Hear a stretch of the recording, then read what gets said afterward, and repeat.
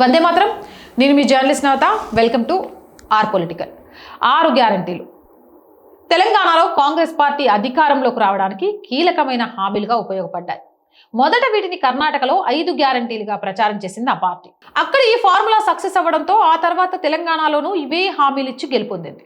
అయితే ఏరు దాటాక బోడమల్లన్న అన్నట్టు కర్ణాటకతో పాటు తెలంగాణలోనూ హామీలు అమలు చేయక కాంగ్రెస్ చతికిల పడిపోతుంది. తెలంగాణ అసెంబ్లీ ఎన్నికలకు ముందే కర్ణాటకలో ఈ హామీలను పూర్తిగా అమలు చేయలేమని, అలా చేస్తే ఈ రాష్ట్రం దివాలా తీస్తుందనే అవగాహనకు అక్కడి నేతలు వచ్చేశారు. కానీ ఆ విషయాన్ని దాచిపెట్టి రాష్ట్రంలో అధికారంలోకి రావడానికి ఇక్కడ కూడా అవే హామీలు గుప్పించారు. దీంతో ఇప్పుడు రేవంత్ ప్రభుత్వాన్ని విపక్షాలు, ప్రజలు నిలదీస్తున్నాయి ఎక్కడికక్కడ. తాజాగా బీఆర్ఎస్ వర్కింగ్ ప్రెసిడెంట్ కేటీఆర్ కీలక ప్రకటన చేశారు. కాంగ్రెస్ ప్రకటించిన 6 గ్యారంటీలకు చట్టబద్ధతపై శాసనసభలో ప్రైవేట్ మెంబర్ బిల్లు పెడతామని, రాహుల్ గాంధీ 6 గ్యారంటీలకు చట్టబద్ధత కల్పిస్తామని చెప్పి చేయలేదని గుర్తు చేశారు. సీఎం రేవంత్ రెడ్డి రైతులకు ఇవ్వాల్సిన రైతు బంధు నిధులతో రాహుల్ బంధు అనే కొత్త పథకం మొదలు పెట్టారన్నారు. సంవత్సరానికి 1000 కోట్ల రాహుల్ గాంధీకి ఇచ్చే రాహుల్ బంధు పథకాన్ని రేవంత్ పక్కాగా అమలు చేస్తున్నారని విమర్శించారు. ఈ పథకం ద్వారా రేవంత్ తన సీఎం సీటును కాపాడుకుంటున్నారని, సామంతరాజుల రాహుల్ కుటుంబానికి కప్పం కడుతున్నారని వ్యాఖ్యానించారు. రాహుల్ కి చెల్లించాల్సిన కప్పం కోసం హైదరాబాద్ నుంచి ఖమ్మం దాకా పేదల ఇళ్లను కూలగొట్టి రియల్ ఎస్టేట్ వ్యాపారం చేస్తున్నారని, ప్రజలకు ఇచ్చిన హామీలను పూర్తిగా మరిచారని మండిపడ్డారు. అయితే ఈ ప్రైవేట్ మెంబర్ బిల్లును ప్రవేశపెడితే ప్రభుత్వం ఇరకాటంలో పడే అవకాశం ఉంది. బిల్లును తిరస్కరిస్తే ఇచ్చిన మాట తప్పినట్లవుతుంది. అదే బిల్లును అంగీకరించి చట్టబద్ధత కల్పిస్తే ఈ గ్యారంటీలకే రాష్ట్ర ఖజానా ఖాళీ అయిపోయే పరిస్థితి ఏర్పడుతుంది.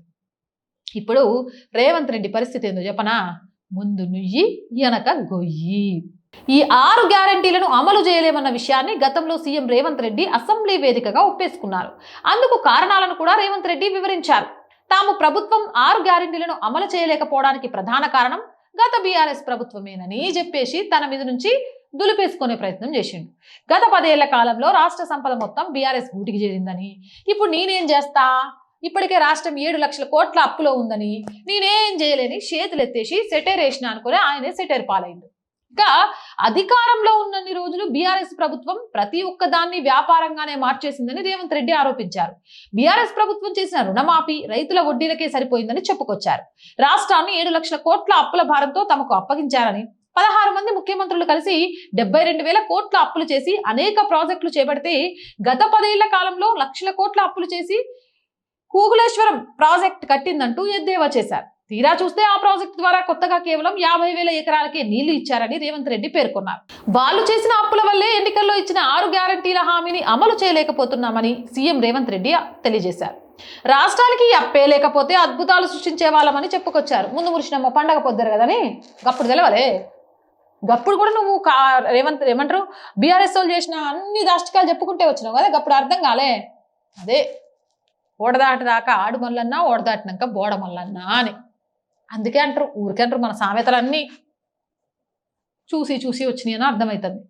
ఇక 6 గ్యారంటీలను అమలు చేయకపోవడానికి కారణం బీఆర్ఎస్ పాపాత్ములేనని గీటేమో రేవంత్ సార్ అంటారు. నువ్వు వీటికి హామీ చేపిస్తా అని చెప్పినావు, వీటిని చట్టబద్ధం చేస్తానో చేయాల్సిందే అని చెప్పి కేటీఆర్ సార్ అంటారు. మంచిగా దొంగలు ఊళ్ళు పంచుకున్నట్టు రాష్ట్రంలోని ప్రజల ఆశలను మొత్తం పంచేసుకొని వీళ్ళు మాత్రం హాయిగా ఉండుకుంటూ.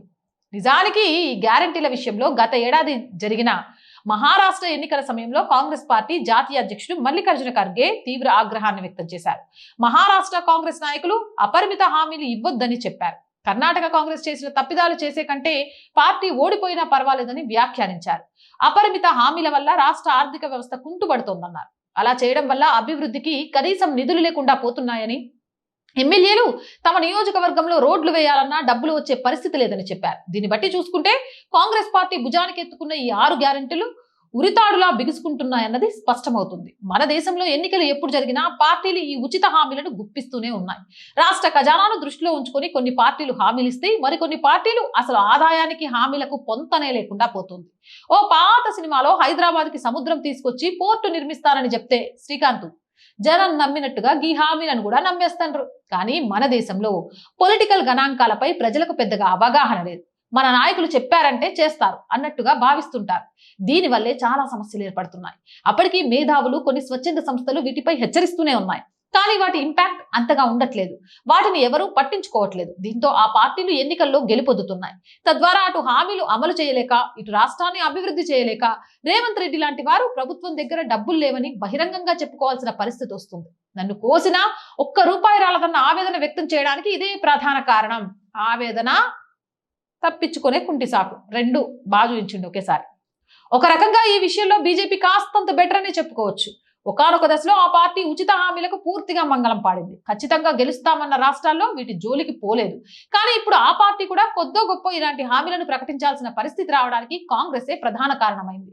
కర్ణాటకలో కమలం పార్టీ ఓటమి పాలైన తర్వాత తాము ఈ మూసధోరణిని పట్టుకొని కూర్చుంటే ఆ పార్టీనే గెలుస్తుందని భావించి ఆ తర్వాత జరిగిన హర్యానా, మహారాష్ట్ర, బీహార్ వంటి రాష్ట్రాలలో మహిళలకు ఉచిత హామీలు ఇచ్చే పథకాన్ని ప్రవేశపెట్టింది. అవి కూడా రాష్ట్ర ఖజానాను దృష్టిలో పెట్టుకునే అమలు చేస్తుంది.